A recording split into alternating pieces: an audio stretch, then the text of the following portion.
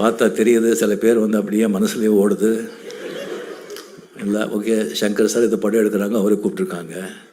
Udhayachandran sir வந்து ஒரு பெரிய வந்து அந்த எழுத்தாளர். அந்த புக்கு வந்து மாபெரும் சபைன்னு புக்கு அப்படி எடுத்திருக்காங்க. கோபிநாத் பற்றி ஒரு திறமை பேச்சு பற்றி கேட்கவே வேண்டாம். அண்ட் ரோகிணி பற்றி நான் சொல்கிறதில்ல, ரொம்ப அறிவாளி ரோகிணி. அண்ட் சமூகத்து மேலே அக்கறை உள்ளவங்க. அவங்க பேசியிருக்காங்க. சரி, ஆர்டிஸ்ட் ஒரு ஹீரோ யாராவது கூப்பிடணுன்னா சிவகுமார் இருக்காருப்பா, அருமையாக என்ன பேசுகிறாரு, எவ்வளோ படிச்சிருக்காரு, என்ன பண்ணுறாரு. மகாபாரதத்தை வந்து அப்படியே 6 hours hats off to him. இந்த ஏஜில் வந்து கண்டினியூஸாக அது குரல் பற்றி எதை பற்றி அவரே கூப்பிட்டுருக்கலாமே. அது வேண்டாம். சரி, கமல்ஹாசன்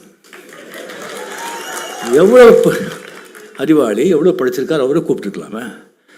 அதெல்லாம் விட்டுட்டு இன்னும் 75 வயசுலேயும் கூலிங் கிளாஸ் போட்டு ஸ்லோ மோஷன்லேயே நடந்து வர இந்த ஆள் வந்து